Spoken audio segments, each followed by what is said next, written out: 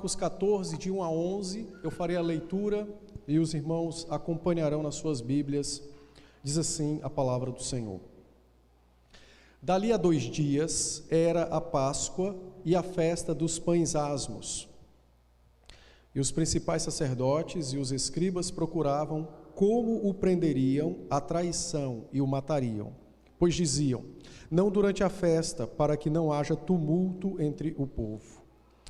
Estando ele em Betânia, reclinado à mesa, em casa de Simão, o leproso, veio uma mulher trazendo um vaso de alabastro com preciosíssimo perfume de nardo puro, e, quebrando o alabastro, derramou o bálsamo sobre a cabeça de Jesus.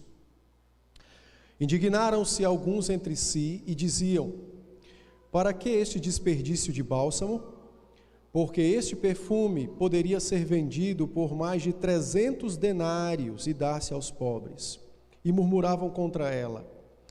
Mas Jesus disse: deixai-a, porque a molestais? Ela praticou boa ação para comigo. Porque os pobres sempre os tendes convosco, e quando quiserdes, podeis fazer-lhes bem, mas a mim nem sempre me tendes. Ela fez o que pôde, antecipou-se a ungir-me para a sepultura.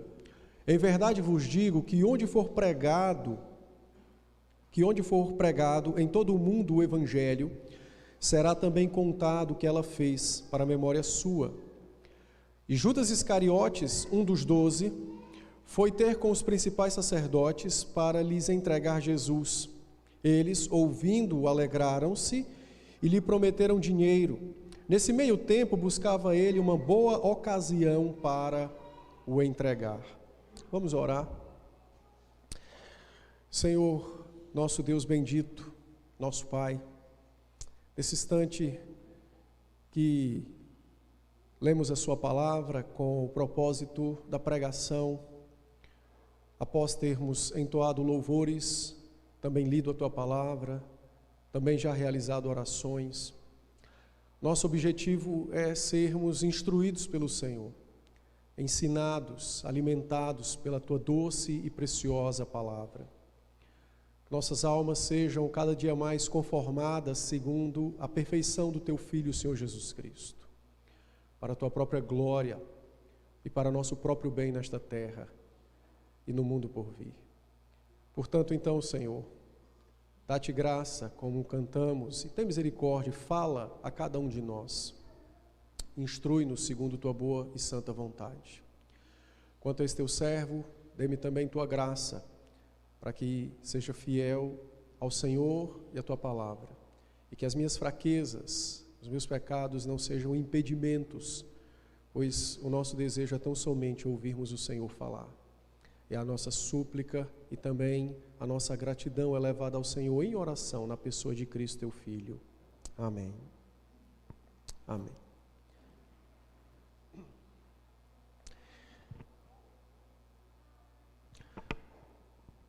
Todos nós temos algo de muitíssimo valor, não é? Um tesouro, poderíamos dizer assim. E todos nós sabemos o valor desse tesouro. E, portanto, nós tomamos os cuidados necessários para com esse tesouro. Mas a grande questão é que na vida cristã só pode haver um único tesouro no coração dos crentes. E é sobre isso que esse texto trata. Sobre um ato extravagante, extraordinário de amor de uma mulher que abriu mão do seu tesouro nesta terra para adquirir o seu tesouro eterno, que é a pessoa do Senhor Jesus Cristo. A linguagem do amor, ela é uma linguagem que exige sacrifícios, não é?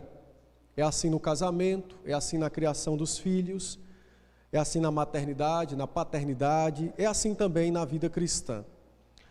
Portanto, nós que amamos o Senhor Jesus Cristo, nós também teremos na nossa jornada de vida cristã momentos, circunstâncias em que teremos que fazer sacrifícios, em que iremos dedicar os tesouros que julgamos adquirir neste mundo, né?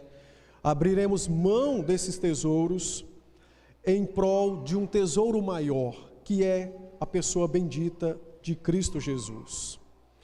Os sacrifícios não são para a nossa salvação, mas os sacrifícios são exatamente uma demonstração do extraordinário amor que possuímos por Cristo como nosso Salvador. Assim como marido, assim como mulher que se sacrificam porque amam um ao outro, pais que amam os seus filhos cometem também sacrifícios, assim os crentes também terão que fazer isso ao longo da sua vida cristã. E por que entender isso? Porque, infelizmente, tem sido anunciado um evangelho onde as pessoas não são mais levadas a sacrificar seus tesouros por Cristo. Tem sido anunciado um evangelho em nossos dias onde as pessoas se dirigem à igreja apenas para receber, nunca para dar, nunca para deixar, sempre para receber. E esse tipo de evangelho tem afastado os pecadores do Cristo bendito e Salvador. Esse texto vai nos falar sobre isso. Os evangelhos são uma narrativa, não uma biografia. Então, é importante entender isso. Narrativa é diferente de biografia. As narrativas, elas relatam os acontecimentos, mas o narrador tem o poder para inserir na narração aquilo que ele julga ser apropriado. Há um propósito na narrativa. E isso acontece nesse capítulo. O capítulo 14 de Marcos, ele tem como seu correlato, ou seja, igual, texto igual a ele, o Evangelho de Mateus, capítulo 26, e o Evangelho de João, capítulo 12. No capítulo 12 de João, João diz que faltavam 6 dias para a Páscoa. Pode olhar lá em João 12, verso 1. Você vai ver, o apóstolo João vai narrar o mesmo episódio e vai dizer: 6 dias antes da Páscoa foi Jesus para Betânia, onde estava Lázaro, a quem ele ressuscitara dentre os mortos. Deram-lhe, pois, ali uma ceia. Marta servia, sendo Lázaro um dos que estavam com ele à mesa. Então Maria, tomando 1 libra de bálsamo de nardo puro, 1 libra equivale a 11 quilos de ouro, não é? Comparando, 1 libra romana. E então você tem o mesmo relato. Bom, aparentemente parece que há um equívoco na Escritura, porque Mateus e Marcos dizem que faltavam 2 dias para a Páscoa, mas João diz que faltavam 6 dias para a Páscoa. Então, o que está acontecendo no texto, não há nenhum equívoco, mas que Marcos e Mateus estão registrando eventos que aconteceram na terça-feira, véspera da Páscoa. Nós estamos, quando eu digo estamos no texto, né? Nós estamos temporalmente no ano 30 da era cristã, e naquele ano a Páscoa judaica ocorreu na quinta-feira, que era o 14º dia do mês de Nissan, que é meados de março, meados de abril, comparando com o nosso calendário. É a composição desse mês, segundo o calendário judaico. Então, estamos no ano 30, a Páscoa ocorreu no dia 14, conforme Êxodo nos instrui, e esse dia 14 caiu numa quinta-feira. Então, Mateus e Marcos estão registrando eventos que ocorreram na terça-feira à noite. Quais foram esses eventos? A reunião do Sinédrio, não é?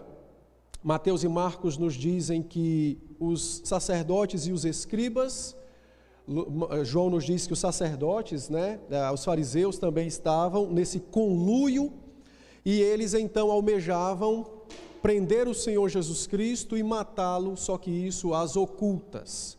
Então esse plano ocorreu na terça-feira, à noite.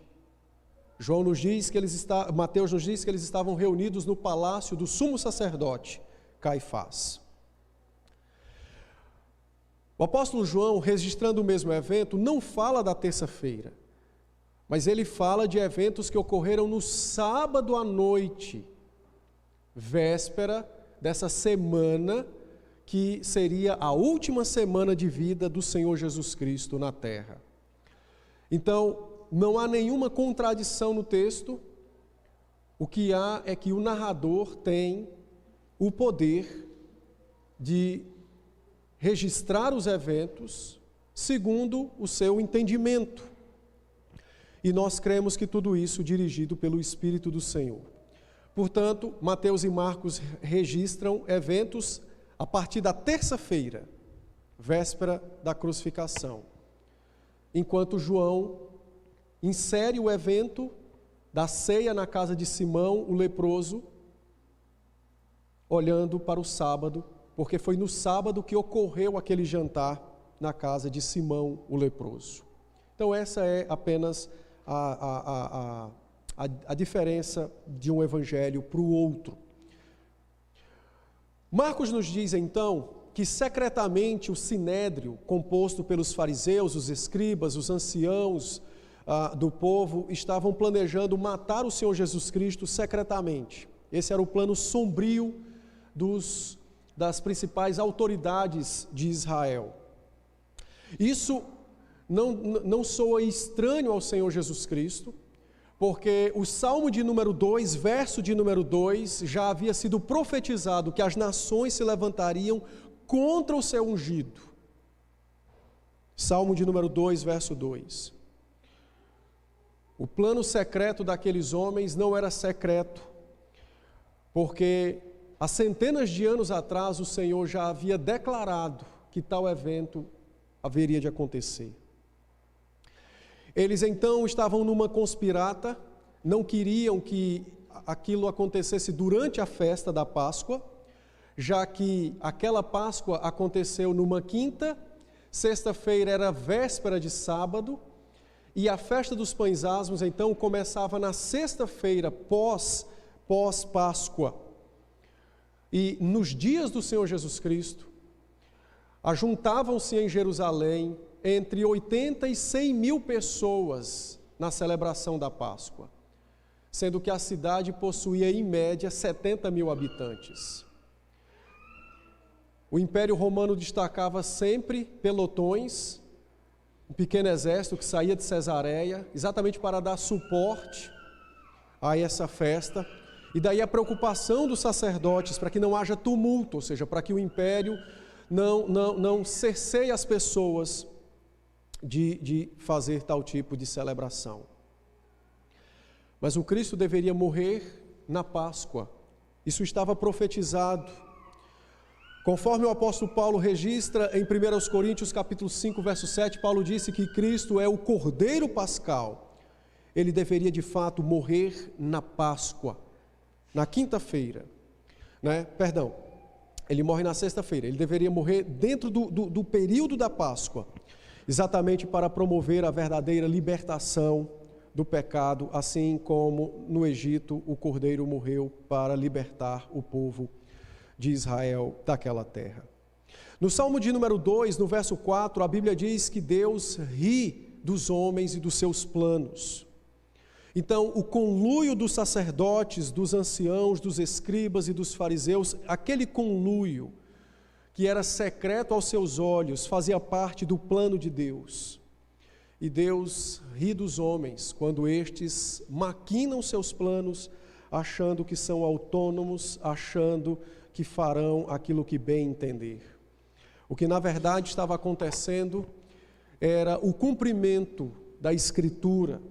E o próprio Senhor Jesus disse isso aos seus discípulos em Mateus 26, 2, quando ele disse: daqui a 2 dias eu irei morrer.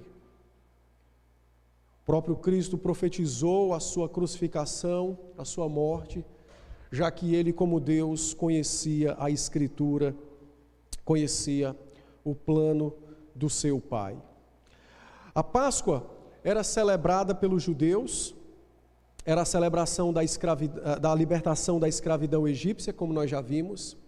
A Páscoa envolvia a morte de um cordeiro, que simbolizava exatamente a morte, né, dos primogênitos.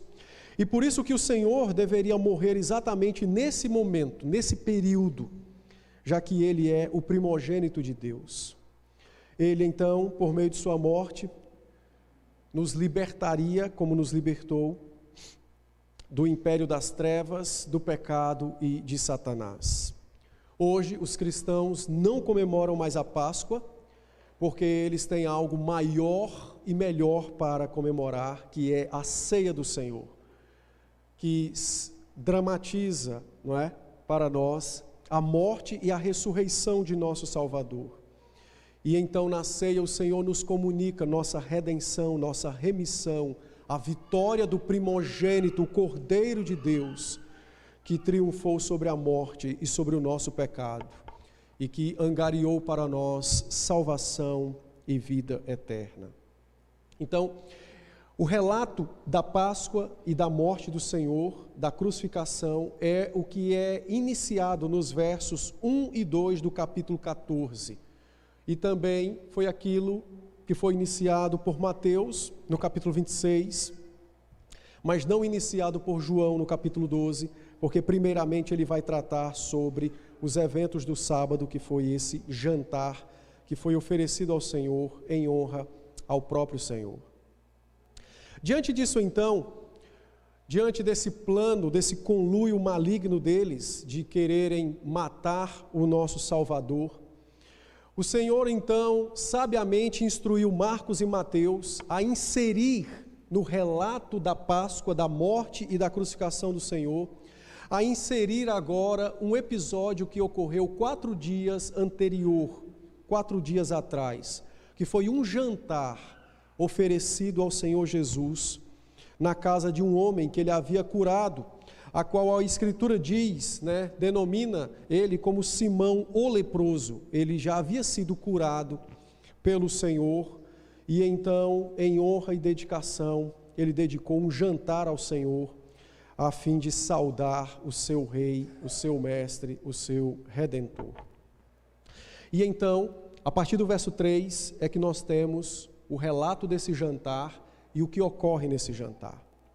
Dito tudo isso, irmãos, eu quero trabalhar nessa manhã, olhando exatamente a divisão que o texto nos traz e o propósito do texto, que é nos mostrar um ato extravagante de amor que foi praticado por uma crente, por uma serva do Senhor chamada Maria, da qual Marcos e Mateus omitem o nome, mas João revela-nos o nome dessa nossa irmã. A inserção do relato de Maria, daquilo que ela fez, foi proposital, não foi acidental. Há um propósito pelo qual isto foi feito, não é?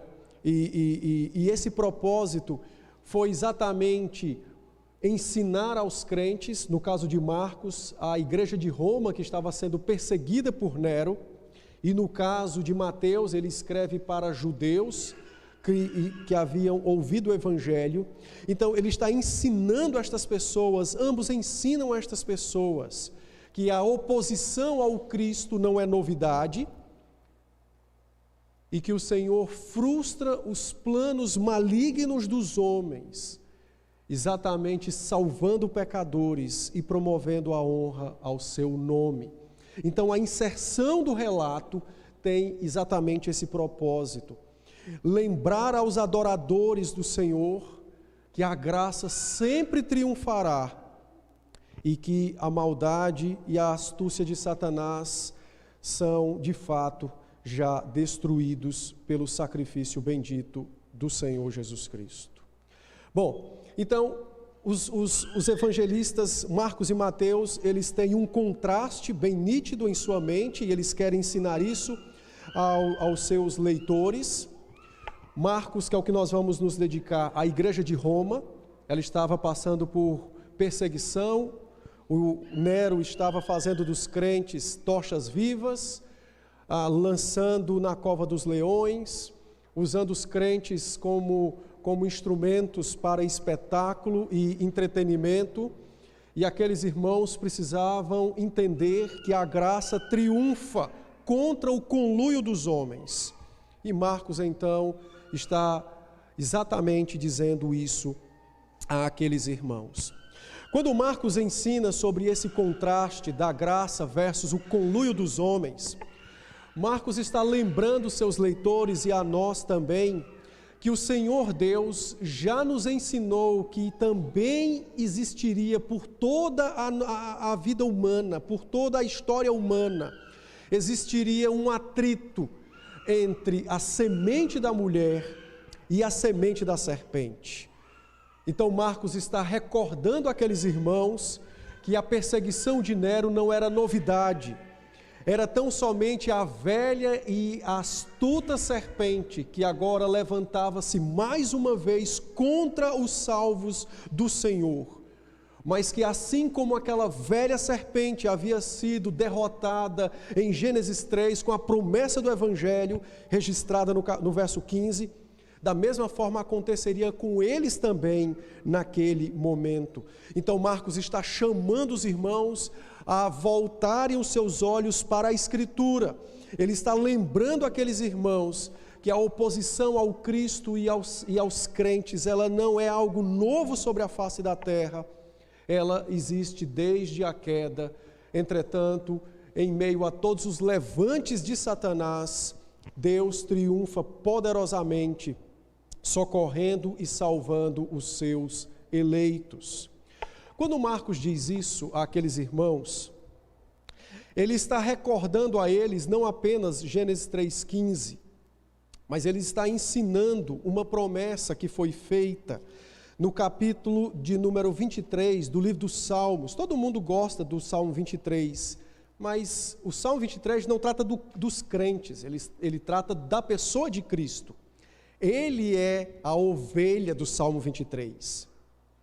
E no verso de número 5, há uma promessa que foi dada, que diz o seguinte: preparas-me uma mesa na presença dos meus adversários. Exatamente como foi feito naquele momento, na véspera da crucificação, um jantar em honra ao Cristo foi oferecido. E o texto diz que a cabeça do Cristo deveria ser ungida com óleo, e isso então faria com que o seu cálice transbordasse. A sua graça agora seria derramada sobre os seus eleitos, aos quais ele alcançaria por meio de seu sacrifício. Então Marcos está ensinando aqueles irmãos que a perseguição contra o Cristo, o atentado das autoridades, não estava oculto aos olhos de Deus, mas na verdade tudo aquilo já havia sido predeterminado pelo Senhor, exatamente para a exaltação de seu Filho e para o conforto dos crentes em meio às suas lutas, em meio às suas tribulações. O apóstolo João, no capítulo 12 do livro do Apocalipse, descrevendo de forma simbólica este atrito, esta oposição da semente da serpente versus a semente da mulher, ele então traz isso dentro de uma alegoria, falando de um dragão que tenta devorar o filho da mulher. E no verso de número 5, então, diz assim: nasce-lhe, pois, um filho varão, que há de reger todas as nações com cetro de ferro, e o seu filho foi arrebatado para Deus até o seu trono.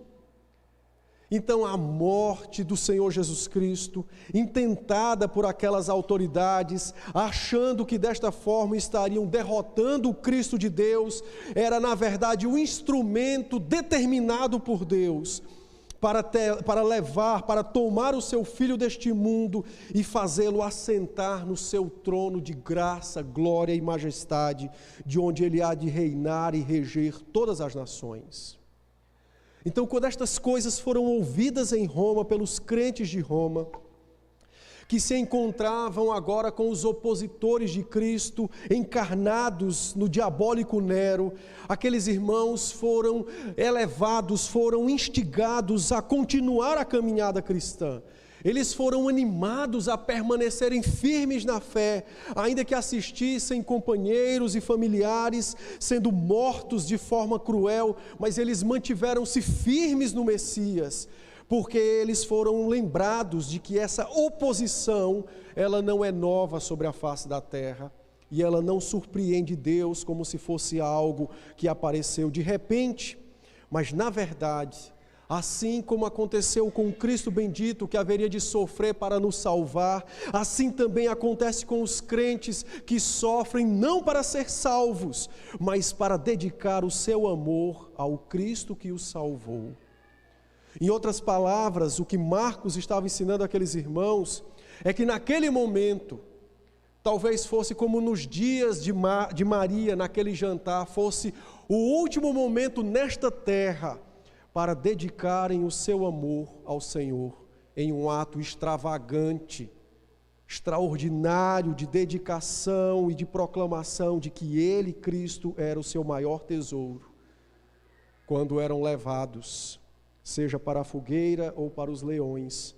Aqueles crentes davam testemunho ao mundo de que nada era mais precioso para eles do que o próprio Cristo de Deus. Assim como o próprio Cristo de Deus, no dia da sua crucificação, não teve por preciosa a sua própria vida, mas o seu povo. E por isso o Evangelho de João nos diz que chegada a hora de passar deste mundo para o Pai, capítulo 13 de João, verso 1, a Bíblia registra que o Senhor amou os seus. Ele morreu consciente de cada um daqueles que de fato, por cada um daqueles que ele estava salvando, por cada um daqueles que lhe pertenciam. Ele nos amou verdadeiramente e fez isso demonstrando num ato poderoso, dando sua vida na cruz. Então Marcos está lembrando estas verdades, por isso que ele insere o relato do jantar que ocorreu no sábado, exatamente nos acontecimentos da terça-feira. Ele quer que os crentes de Roma e que nós também permaneçamos firmes na fé, sejamos animados, ainda que enfrentando dificuldades, lembrando destas verdades. Não é nova a oposição que é feita ao Cristo e ao seu povo. Não é nova a vitória de Cristo contra Satanás e, portanto, essa verdade nos alegra e nos encoraja a permanecermos firmes na fé. Olhando propriamente os acontecimentos daquele jantar, aquele jantar aconteceu num sábado à noite, véspera, faltavam 6 dias conforme João para a Páscoa, na casa de um homem chamado Simão o leproso. Aquela ceia contou com mais ou menos umas 20 pessoas. A Escritura registra para nós que o dono da casa estava ali, certamente sua esposa e filhos, talvez assim tivesse. Lázaro, que o Senhor havia ressuscitado, suas 2 irmãs, Marta e Maria, os 12 discípulos. Então havia um bom número de pessoas ali que acompanharam o Senhor Jesus naquela noite, naquele jantar glorioso, dedicado ao seu nome. E numa determinada altura do jantar, chega então uma mulher que fará exatamente o oposto dos sacerdotes do Sinédrio, que malignamente confeccionavam um plano para atrair o Senhor. E aquela irmã então trouxe o seu precioso tesouro para dedicar ao Cristo bendito, em demonstração de seu amor para com ele. A Escritura então diz que ela quebrou, um vaso de alabastro. O alabastro era um tipo de mármore. Esse vaso de alabastro era um tipo de mármore que era usado para fazer jarros, peças ornamentais, né, coisas de valor. De fato, o jarro tinha um valor, ele era um objeto de luxo, poderíamos descrevê-lo assim. Esse mármore que era usado para fazer estes vasos, eram encontrados em algumas cavernas, em regiões que eram muito fortes, de calcário, que possuía muito calcário. Então era um material bem singular. O conteúdo do jarro era mais precioso do que o jarro, logicamente, que era exatamente o perfume de nardo, né? Esse bálsamo, que era um perfume puro. Esse perfume era feito a partir de raízes de uma planta que nasce no Himalaia. Alguns estudiosos acreditam que também há uma parte na Índia. Acho que o Himalaia é na Índia, né? Mas quando eles fazem a separação do Himalaia, querendo descrever outras regiões do país. Então, era algo extremamente raro, era algo extremamente caro, e ela então trouxe esse perfume para ser dedicado ao seu Salvador. A Escritura atribui que o perfume era preciosíssimo, e posteriormente os discípulos calcularam o valor do perfume em mais de 300 dias de trabalho, quando eles dizem no verso de número 4, que ele poderia ser vendido por mais de 300 denários. Um denário era exatamente a diária de um trabalhador comum. Então, por quase um ano de trabalho, sem gastar um centavo do seu dinheiro, era possível adquirir um perfume como aquele, não é? Ou seja, era algo extremamente valioso.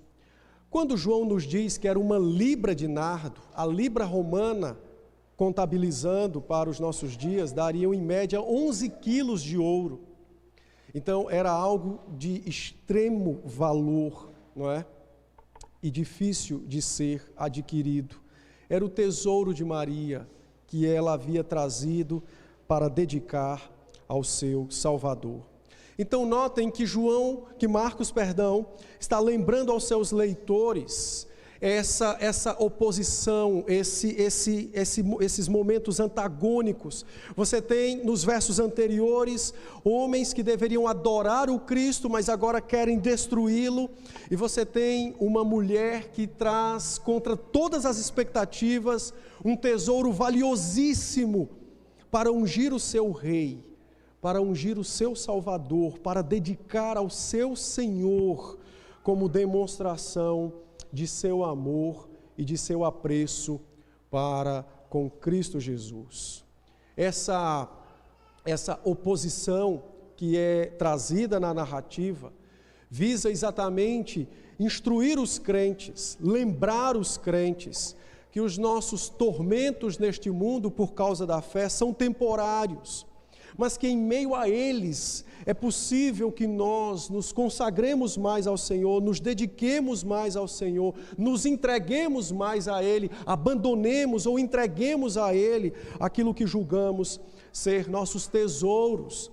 São oportunidades valiosíssimas para demonstrar o quanto o amamos, o quanto queremos, o quanto o exaltamos.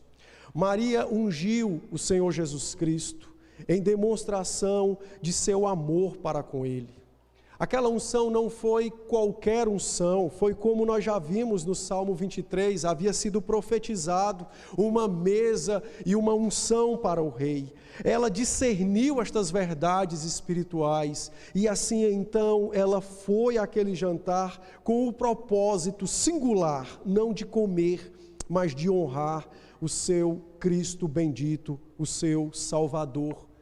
Ela ungiu com um preciosíssimo perfume aquele que é o ungido de Deus. Ela ungiu aquele que é o Salvador dela, o que haveria de ungí-la espiritualmente com seu sangue, lavando os seus pecados, purificando-a da culpa e dando-lhe vida eterna e salvação. Ela de fato correspondeu com aquilo que ela tinha ao seu Cristo bendito, àquele que a amou poderosamente e profundamente. Por isso que o Senhor disse no verso 8, ela fez o que pôde, o que havia em suas condições, ela então fez, para que pudesse demonstrar a Ele, era o seu desejo corresponder ao seu Redentor, com aquilo que ela tinha em suas mãos, corresponder ao seu Redentor na demonstração de seu amor para com Ele, de seu apreço para com Ele. É interessante quando você vê homens que deveriam honrar o Senhor porque eram os cabeças, querendo matá-lo, e você vê uma mulher que não tinha essa incumbência, dedicando todo o seu ser, todo o seu tesouro, todo o seu coração, numa demonstração, num ato extraordinário e extravagante de amor. Maria discerniu que aquela era a última oportunidade que ela tinha nesta terra para expressar o quanto ela amava o Senhor. Então, ela trouxe o seu presente, o seu precioso presente, o seu tesouro, e deu a ele. Eu não sei se os irmãos já se perguntaram, mas deveriam se perguntar, por que o presente de Maria era nardo, era um bálsamo, era um perfume, era um óleo aromático? Por que ela não trouxe uma pepita de ouro, uma joia de ouro? Por que ela trouxe o óleo? A razão é simples. É muito interessante como a Bíblia descreve esses detalhes, não é? As mulheres naquela época se preparavam para os seus matrimônios, não é? Juntando todas as migalhinhas que podiam para comprar um perfume como aquele ou semelhante àquele. Porque na núpcia, ela então se entregava ao seu amado com um aroma espetacular e inigualável. Abra sua Bíblia no livro de Cantares e você vai ver por que Maria fez esta dedicação de amor ao Senhor. Livro de Cantares ou Cânticos de Salomão, o capítulo de número 1, o versículo de número 12. No canto a esposa diz: enquanto o rei está assentado à sua mesa, o meu nardo exala o seu perfume. O meu amado é para mim um saquetel de mirra, um saquinho de perfume, né? Mas aqui não mais em óleo, mas é um pó. E está posto entre os meus seios. O que Maria estava fazendo era exatamente cumprindo uma palavra que havia sido dada a Salomão em Cantares, capítulo de número 1, versículo 12, quando a noiva honraria seu marido chamando-lhe rei e derramaria o seu nardo sobre ele em reconhecimento de que ele era o seu amado. Em outras palavras, Maria está casando com Cristo. Ela é a noiva, ele é o noivo. Ela está exatamente fazendo aquilo que as outras mulheres faziam nos seus matrimônios naturais, ela agora faz com o seu Redentor. Ela então está professando que ela é a noiva e ele é o noivo, e que ela se entrega ao seu amado. E agora aquele momento é o momento de uma paixão profunda, marcada por um suave e refrescante aroma, o nardo puro na cabeça do noivo, do rei, que é o Senhor.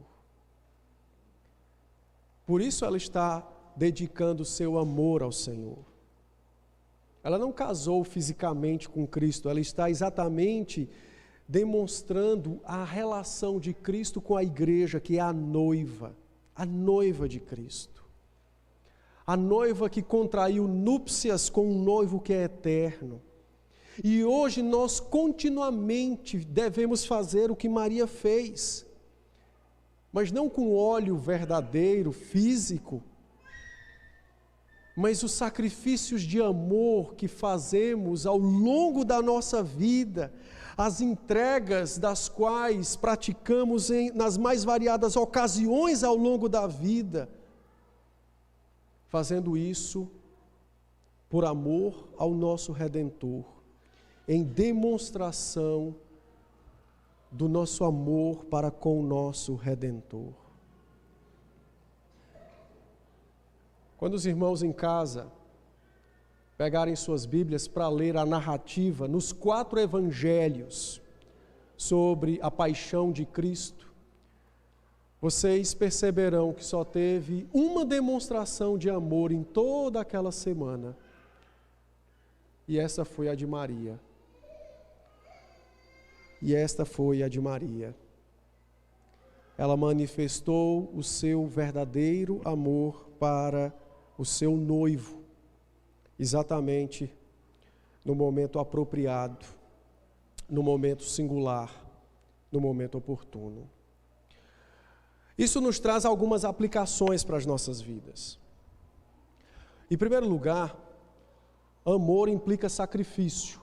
Então, se você diz que ama a Cristo e não se sacrifica para viver com Cristo, você não está amando o Senhor ou está apenas falando. Não está amando o Senhor, é apenas de boca. Apenas de boca. Amor exige sacrifício. Amar a Cristo exige sacrifício. Nós não nos sacrificaremos para a nossa salvação, mas nós nos sacrificaremos para manifestar que somos salvos, que fomos amados por Cristo desde toda a eternidade e que o amamos nesta terra e para a eternidade. Ao longo da vida, Deus nos concederá ocasiões em que nós ficaremos talvez com menos posses, menos tesouros dessa terra, para termos mais de Cristo. E aí é preciso que nós nos avaliemos, é preciso que nós sondemos os nossos corações, porque pode ser que nós tenhamos passado por essas oportunidades sem percebê-las. Maria ficou sem o seu perfume que valia 1 ano de trabalho para ter mais de Cristo. O que nós temos sacrificado para ter mais de Cristo? O que nós temos dedicado ao Senhor como expressão de nosso amor por Ele? Isso certamente exigirá de nós nos abster de prazeres desta terra, é possível, amizades, relacionamentos, sonhos. Serão os nossos tesouros entregues a Ele, como demonstração de nosso amor por Ele. Nosso objetivo é sermos mais pobres em todas as coisas nesta terra, para sermos mais ricos de Cristo, para termos mais de Cristo. Em segundo lugar, Maria demonstrou o seu amor por Cristo indo contra a cultura da época. Naqueles dias, uma mulher só poderia se aproximar de um homem se fosse para lhe dar comida, para lhe servir. Ela ignorou esse padrão que não é bíblico e se aproximou do verdadeiro homem, do amado de sua alma, não para lhe dar comida, mas para lhe entregar o seu coração. Maria queria que todos soubessem que ela estava disposta a se arriscar por Cristo.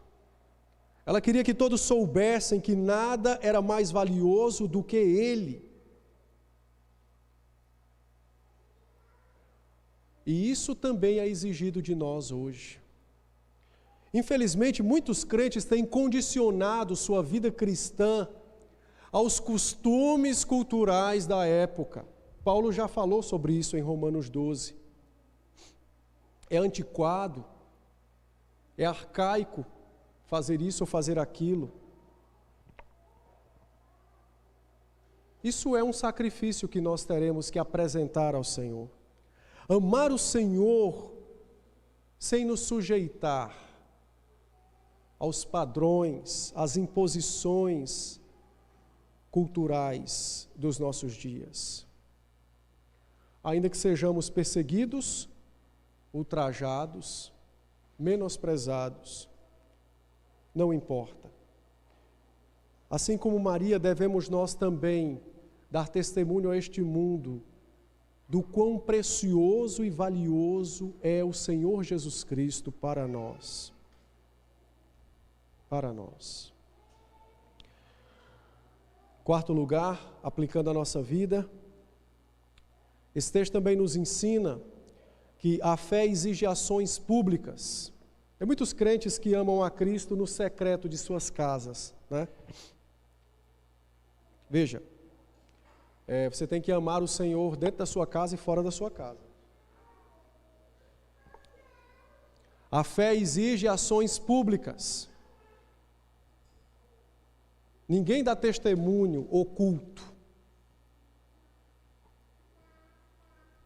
Fé exige ações públicas. Foi isso que Maria fez. Ela deu notoriedade, publicidade àquilo que havia no seu coração. Ela amava a Cristo mais do que aquele vaso preciosíssimo de nardo. E a pergunta que se faz para nós é: você tem tido coragem de amar a Cristo publicamente? Lá no seu trabalho, as pessoas te conhecem por alguém que ama a Cristo ou por aquela pessoa que inventou o jeitinho de viver a vida cristã? Nos seus negócios, as pessoas te conhecem como alguém que de fato está disposto a amar a Cristo, ainda que isso lhe traga prejuízos? Ou você faz como Judas, que não quer amar a Cristo, porque está olhando para os 300 denários que poderiam ser pagos por aquele perfume? Nós precisamos nos examinar. E eu recomendo aos irmãos a leitura de Apocalipse 21, quando, num determinado momento do capítulo, o Senhor dirá: os covardes não têm parte no reino dos céus. E os covardes de lá não são aquelas pessoas que, por exemplo, um homem que tem medo de outro, de enfrentar outro numa luta. Não, isso aí é natural. Os covardes a qual o texto se refere são aqueles que não têm coragem de amar a Cristo publicamente.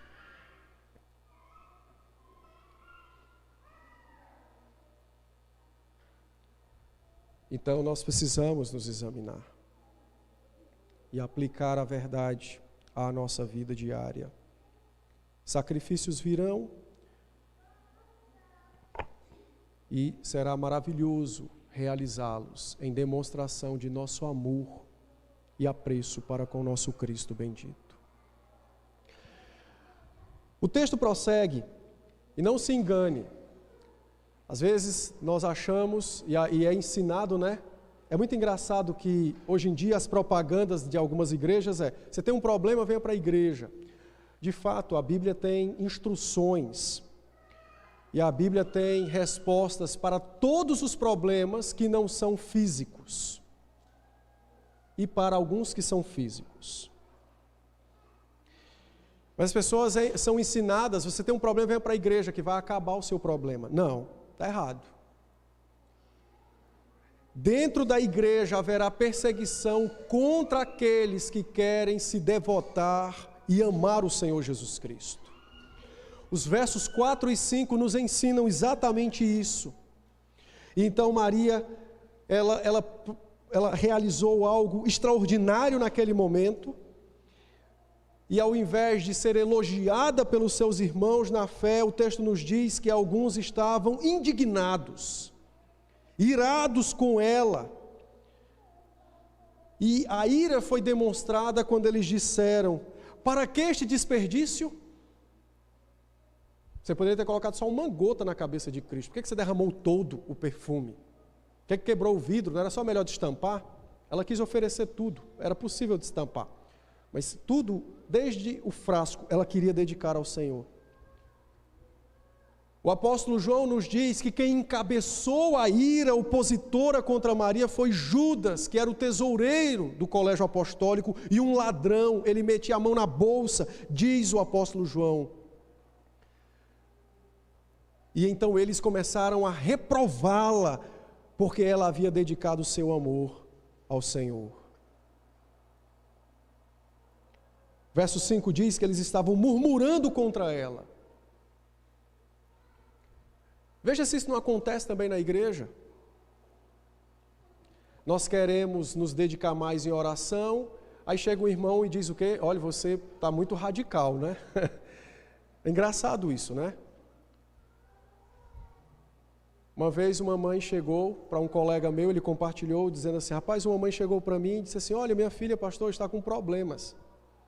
Ele disse, é mesmo? Qual o problema dela? Não, ela agora tem buscado uma vida de oração tão intensa que à noite, antes de dormir, ela se ajoelha e passa tanto tempo orando que às vezes ela dorme de joelhos. Eu vou levar ela no médico. O pastor disse, minha irmã, a sua filha está fazendo o que há de melhor, ela está como Maria, aos pés de Cristo. Mas para a mãe aquilo era um absurdo. Veja se não é assim entre nós. Quando alguém quer ser mais fiel ao Senhor, em qualquer área da vida, de repente chega lá um colega da fé, um companheiro de caminhada cristã, e tece comentários como, você agora é um radical? Você é um fundamentalista? Você agora é um puritano, quer ser mais do que os outros? Quando na verdade deveria encorajar e seguir aquele exemplo, não. Se opõem, são opositores. São opositores. Às vezes nas reuniões de pastores, alguém comenta que está fazendo algo com maior seriedade, buscando resistir às seduções dos cultos modernos, que são antropocêntricos, e então os colegas, ao invés de se arrependerem, diz, este farisaísmo todo levou a igreja à profunda perdição e frieza, e continuam atendendo e atentando para os encantos deste mundo e não para Cristo. Não se engane. Todas as vezes que nós nos sacrificamos para demonstrar nosso amor para com Cristo, nós enfrentaremos oposição, tanto de fora como de dentro da igreja. É o marido que se opõe à mulher, é a mulher que se opõe ao marido, são os filhos que se opõem aos pais, são os pais que se opõem aos filhos. Eles vão se opor a todo aquele que quiser dedicar-se mais ao Senhor. É claro que nem todas as famílias acontecerão essa oposição, mas ela acontece no seio da igreja. E essa oposição, não se engane, ela é uma velha estratégia de Satanás.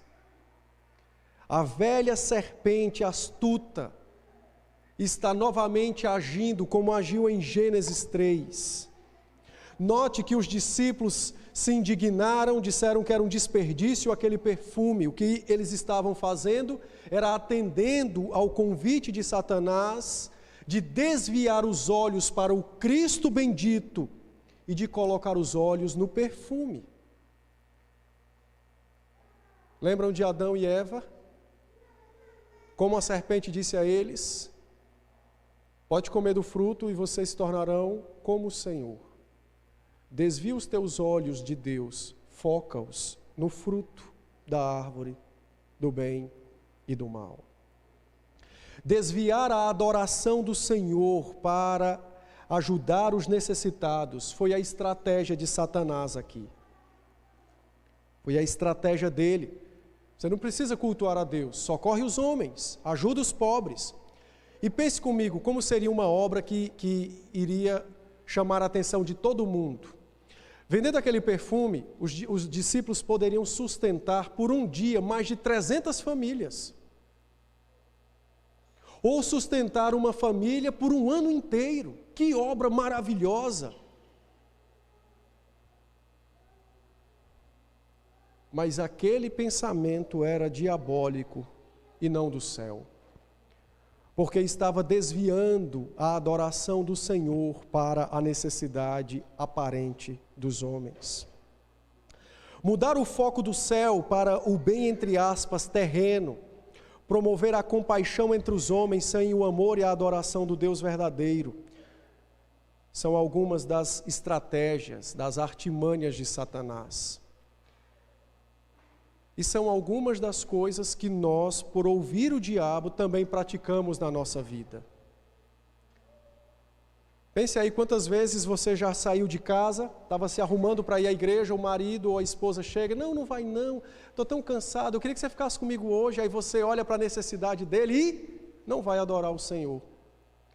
Você está imitando Judas, se não for, né, adorar o Senhor. Ele está imitando Judas na fala, e você está imitando os apóstolos, mudando o foco da adoração para a necessidade humana.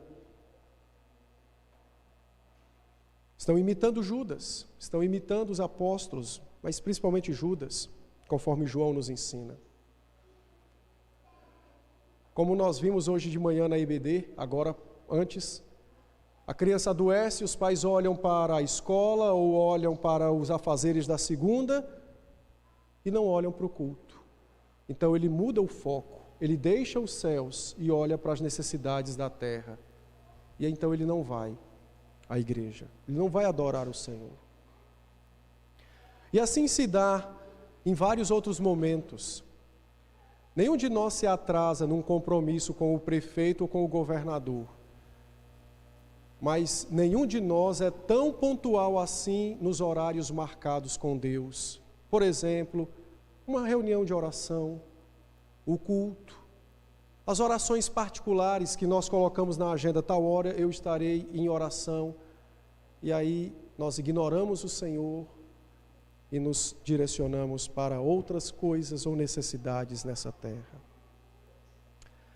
Infelizmente, meus irmãos, muitos crentes estão atendendo às sugestões de Satanás e estão trocando a adoração do Senhor por alguma necessidade terrena. E às vezes com boas desculpas, como por exemplo, pastor, eu tenho que dar bom testemunho da fé, porque meus parentes são incrédulos, então eu vou em tal lugar com eles.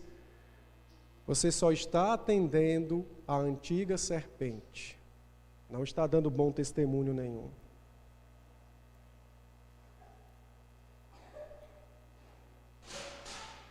Ou às vezes, quando nós marcamos compromissos no dia do Senhor, porque queremos, entre aspas, levar o Evangelho àquelas pessoas, quando na verdade podíamos fazer isso em outro momento da semana, e esses compromissos nos prejudicam na adoração do Senhor. A lista é longa das sugestões que Satanás tem feito para que o povo troque a adoração do Senhor pelo fruto do bem e do mal, como ele fez no Jardim do Éden, com Adão e com Eva. Mas notem que essa artimanha, ela é muito interessante. Eu vou encerrar inclusive com esse ponto, domingo que vem eu continuarei. Essa artimanha de Satanás, ela é muito interessante. E ela precisa ser entendida por nós, não apenas na vida particular, mas também na vida comunitária da igreja, não é? Na vida comunitária da igreja. Nós recebemos oposições quando nos dedicamos a adorar o Senhor, posições de crentes, não é? Somos muitas vezes tentados por irmãos a não adorar o Senhor, ou parentes, não é? Somos tentados a não adorar o Senhor, desviando o foco da adoração para as necessidades físicas. E também somos muitas vezes tentados na estratégia de Satanás a mensurar a nossa vida cristã, tirando o foco da adoração ao Senhor para as necessidades humanas. Muitos crentes, quando se perguntam se são crentes de verdade, eles olham para aquilo que eles fazem. E aquilo que eles fazem está confinado a: eu dei uma cesta básica para alguém, eu visitei alguém no hospital, não é? Eu comprei um remédio para fulano. São coisas boas. Mas veja, se você examina a sua fé olhando o que você faz, é sinal de que você está desconsiderando ou esquecendo o que Cristo fez. Então os seus olhos deixam a cruz, deixam o céu e foca-se na terra. E isso eu preciso dizer aos irmãos, até com certo cuidado, para não ofender, mas a obra da assistência na igreja tem sido muito mais realizada sob a orientação de Judas do que a orientação de Cristo.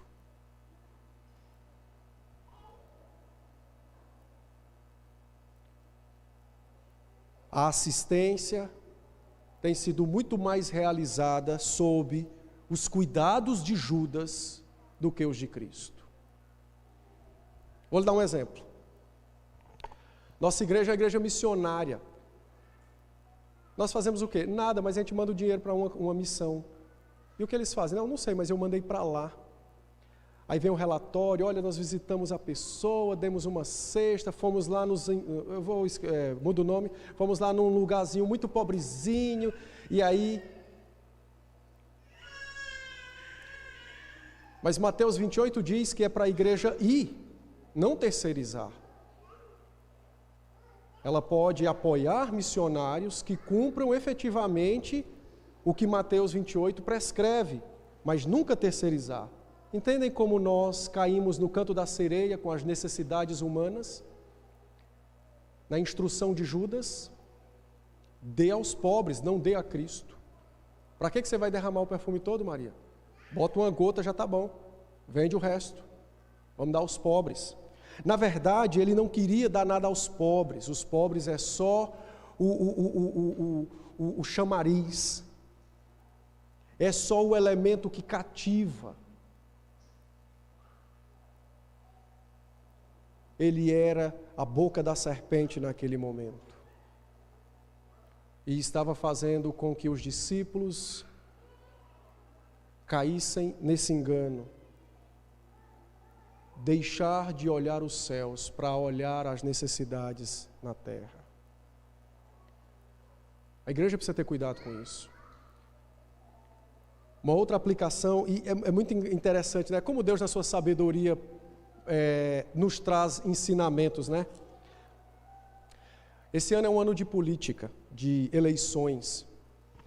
E muitos candidatos prometem ajudar os pobres. Veja se há alguma coisa semelhante com Judas.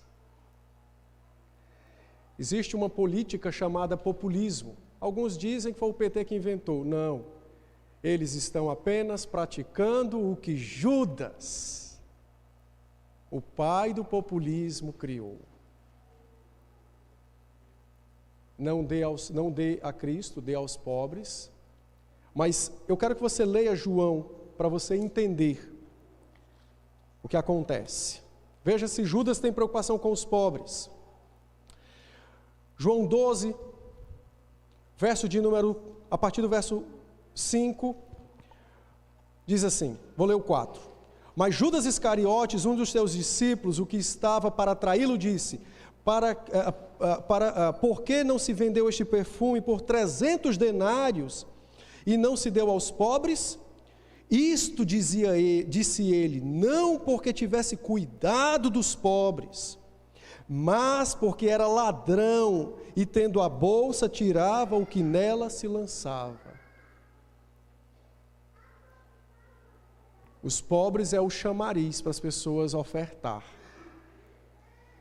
Aí dá alguma coisinha para um pobre, mas o objetivo era meter a mão na bolsa. E nós é que achamos, né, que o populismo é algo novo e criação do Brasil. Não. Quando o Espírito colocou nos lábios de Salomão aquela palavra sábia, quando ele disse em Eclesiastes, não há nada novo debaixo do sol, acredite, porque é a palavra de Deus. E não se engane, existe o populismo na política e também na igreja.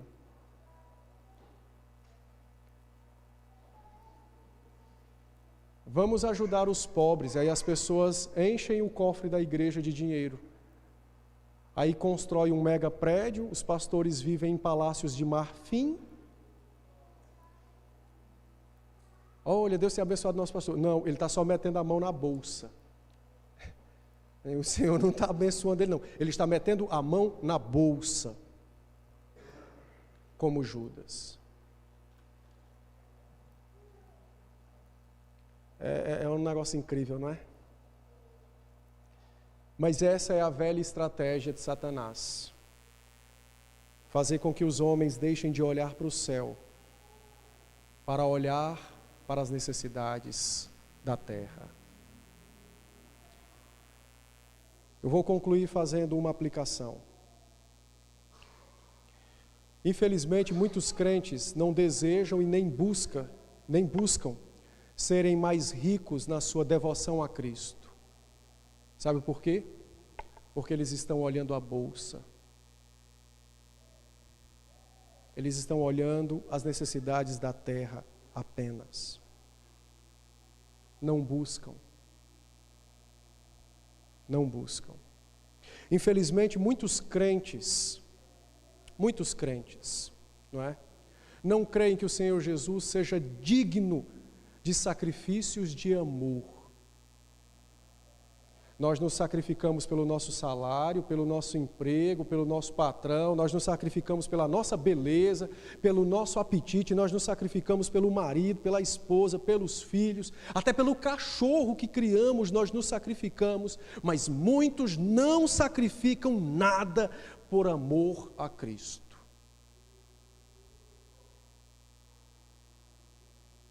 Na verdade, estão buscando um cristianismo confortável e conveniente.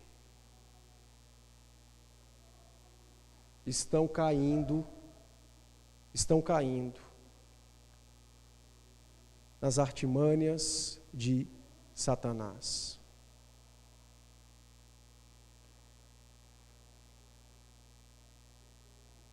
O apóstolo Paulo, em Gálatas 1:10, disse: se eu quiser buscar o louvor dos homens, precisarei abrir mão do louvor de Deus.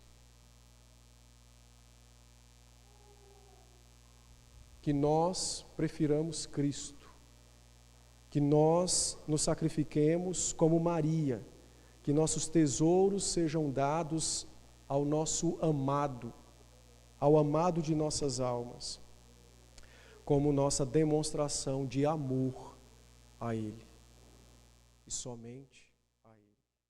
Que o Senhor seja conosco e nos abençoe. Amém?